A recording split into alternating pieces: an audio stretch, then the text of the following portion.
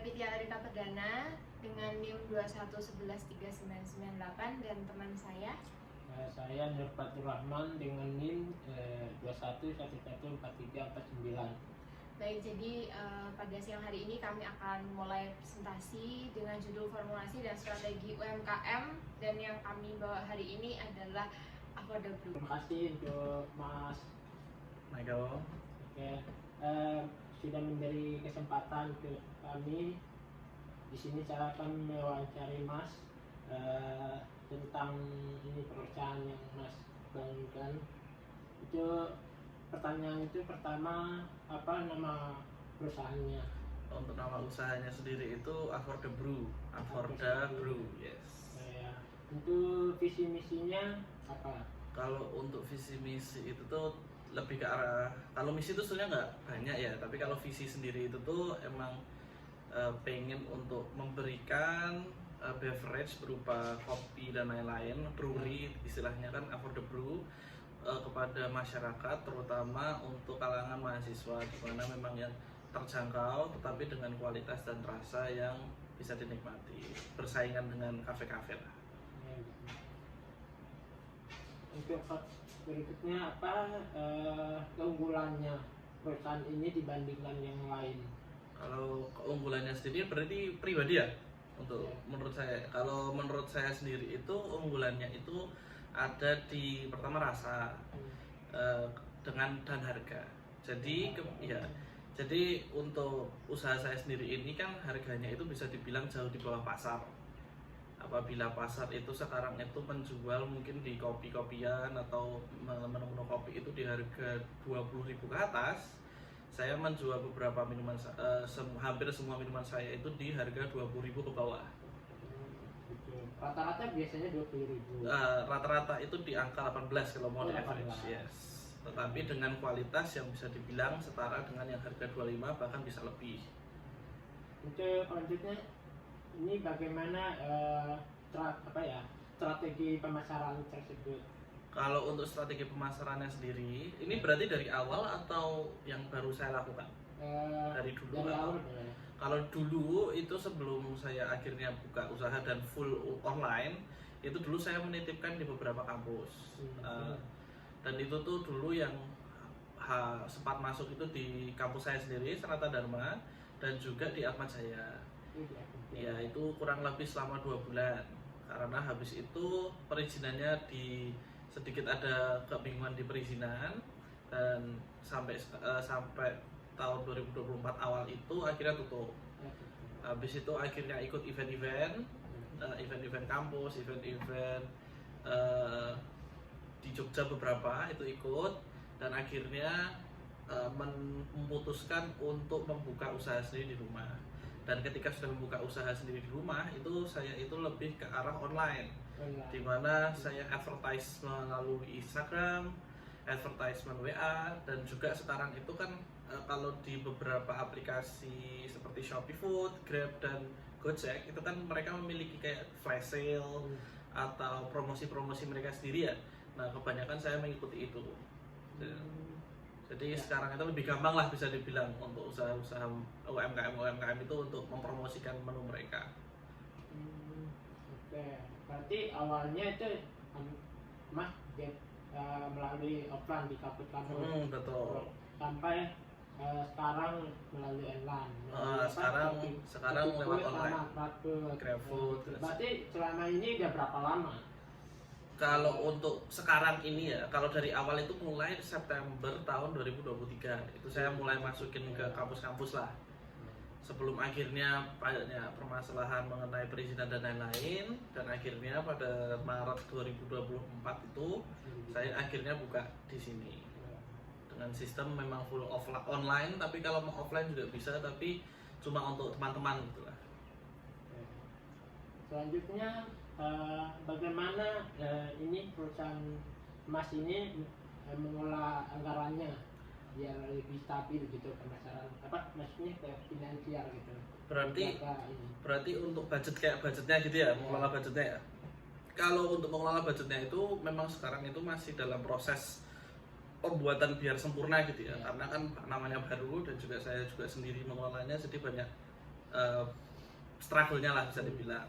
Nah yang sekarang itu ya pertama-tama saya pakai Excel untuk mencatat semua pengeluaran, mencatat semua pemasukan, dan juga mencatat biaya-biaya yang lain. Apabila biasanya itu tuh mulai sekarang itu tuh saya melihat average-nya pengeluaran setiap bulan. Di situ nanti saya akhirnya menciptakan sebuah budget untuk 1 bulan. Tapi ada nanti apabila budget itu lebih atau turun, itu nanti setiap bulannya akan dicek lagi, nanti akan disesuaikan. Tapi untuk urgentnya atau yang biasa saya lakukan itu, saya sudah menyiapkan sekitar setengah dari pemasukannya untuk saya nanti larikan ke beli-beli barang atau bahan baku gitu.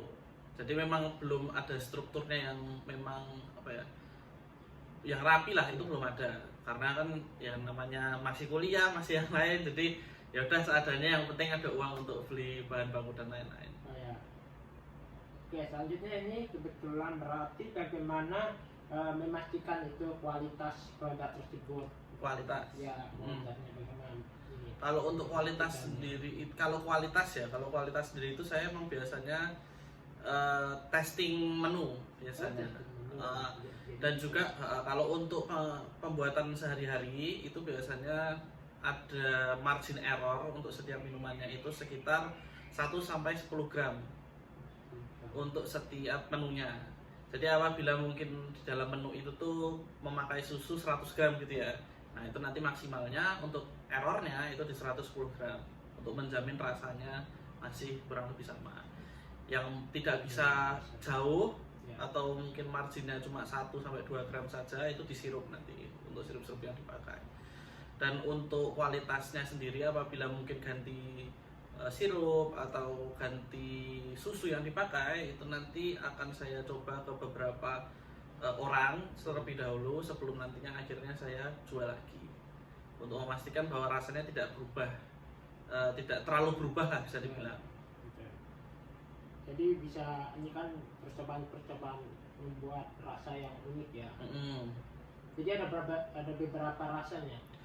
Untuk menu sendiri memang kita ada beberapa menu. Kita ada untuk kopi susu sendiri itu ada butterfield, ada palmy, ada salted caramel, ada hazelnut, yang bentar lagi ada rum. Jadi ada 5 untuk kopi susunya sendiri. Sedangkan untuk menu yang tidak kopi susu atau non coffee-nya, kita ada red velvet, ada matcha, ada choco, ada juga fuzzy sunrise, itu juga menu kami yang terbaru. Jadi ada beberapa lah untuk kombinasi rasa dan lain-lain. Untuk lanjutannya, bagaimana perusahaan mengelola ketersediaan bahan bakunya? Kalau untuk bahan baku, nah itu masih struggle juga. Tapi sekarang itu tuh saya setiap buka pagi, karena ini kan sekitar 24 jam ya, setiap pergantian hari itu saya memastikan terlebih dahulu menu bahan-bahan apa saja yang habis. Apabila bahan itu mungkin sudah bisa dibilang kurang dari 10 serving, 10 serving itu berarti cuma bisa untuk 10 minuman gitu ya. Nah itu saya sudah harus beli bahannya lagi. Yang masih tadi 10 minuman jenisnya? Enggak, bukan jenisnya. Jadi mungkin untuk satu bahan gini ya, satu bahan itu hanya bisa untuk 10 minuman. Nah jadi ketika 10 bahan itu tuh cuma bisa buat untuk 10, saya udah beli lagi gitu, udah nyetok lagi. Apabila itu untuk makanan, biasanya ketika kurang dari 5 untuk bahan bakunya sendiri, mungkin untuk rotinya sendiri kurang dari 5, saya sudah beli lagi begitu. Selanjutnya, dari pertanyaan Mas Fadlur tadi, mungkin aku mau menambahkan, bisa nggak sih menceritakan latar belakang atau apa yang termotivasi untuk membuat bisnis Aphrodite? Kalau untuk latar belakangnya sendiri ya, itu kan saya dulu sudah bekerja menjadi barista kurang lebih 1,5 tahun ya. Di sana kan saya melihat harga-harga kopi dan lain-lain yang menurut saya itu di luar nalar udahan. Dimana untuk untuk membuat satu bahan dasarnya aja itu sebetulnya nggak sampai segitu harganya, tetapi dijual dengan harga yang berkali-kali lipat ya. Tapi memang itu di luar dari pengelolaan tempat, gaji dan lain-lain ya. Cuma kalau untuk minumannya sendiri memang sebetulnya udah overpriced. Di situ saya merasa bahwa ini masih ada ruang apabila saya itu bisa masuk, di mana harga itu bisa menjadi persaingan. Karena untuk rasa sendiri itu ternyata tuh bisa ditutupi lah, bisa disamari. Jadi kebanyakan anak muda sekarang itu kan kalau membeli minuman itu yang penting manis, yang penting murah, yang penting rasanya enak gitu kan. Nah, itu kan bisa dimanipulasi semua. Jadi ya disitulah mulai kenapa kok pengen buat affordable. Pertama ada ruangnya untuk masuk, ada ruang bisnis untuk masuk, ada kesempatan, dan juga saya pengen buat ya itu affordable brewing, dimana semua kayak kopi, teh artisan, atau minuman yang lain, kombucha mungkin, itu yang dengan harga yang reasonable lah, bisa dibeli oleh semua orang begitu. Itu sih latar belakangnya. Oke, itu kan berarti tadi peluang dari luar karena sebelumnya sudah ada pengalaman bekerja jadi barista, lalu melihat oh ternyata di sini ada peluangnya nih gitu. Nah, kalau itu untuk peluang, nah kalau untuk ancaman dari luar kira-kira apa, ada nggak? Kalau ancaman dari luar, setahu saya ya itu ada pasti. Karena affordable sendiri itu kan hanya bersifat online ya kebanyakan ya, kita hanya fokus ke online-nya. Di situ menjadi persaingan di mana kebanyakan orang-orang itu tidak hanya menikmati minuman atau makanan saja, tetapi mereka juga menikmati tempatnya, menikmati suasana dari kafe atau restoran tersebut. Nah, disitulah ancamannya, karena kita tidak punya tempat offline. Tempat offline sendiri mungkin hanya di dekat di sebelah, di rumah atau di luar dan gitu, lebih private ke sana. Jadi dan juga nggak bisa banyak, di mana maksimal mungkin 4-6 orang saja itu sudah penuh gitu. Jadi memang di situ adalah ancamannya. Kedua, ancaman berikutnya adalah karena kami itu menargetkan harga yang murah, beberapa minuman kami itu tidak bisa dimaksimalkan. Dimaksimalkan dalam maksud itu secara visual mungkin kurang menarik, untuk rasa mungkin kurang kompleks, karena bahan-bahan yang kami pakai ya tidak kompleks untuk menekan harga pokoknya itu. Begitulah, itu ancamannya menurut saya. Nah, itu tadi peluang dan ancaman. Kira-kira ada nggak kekuatan dan kelemahan dari affordable? Itu termasuk kelemahan dan kekuatan sih. Kekuatannya berarti ada di harga, ada di rasa, dan bisa salah satu kelemahan yang utama juga karena online. Itu kan pasti ada biaya administrasi dan biaya pengiriman ya, dimana ketika jauh dari tempat usaha saya, di situ orang-orang itu mulai malas untuk membeli. Maksudnya malas ya karena satu minuman saja mungkin di harga 18, tetapi pengirimannya juga harganya 18, nggak worth it lah bisa dibilang. Itulah salah satu kelemahannya juga memakai online, bisa dibilang sistemnya online.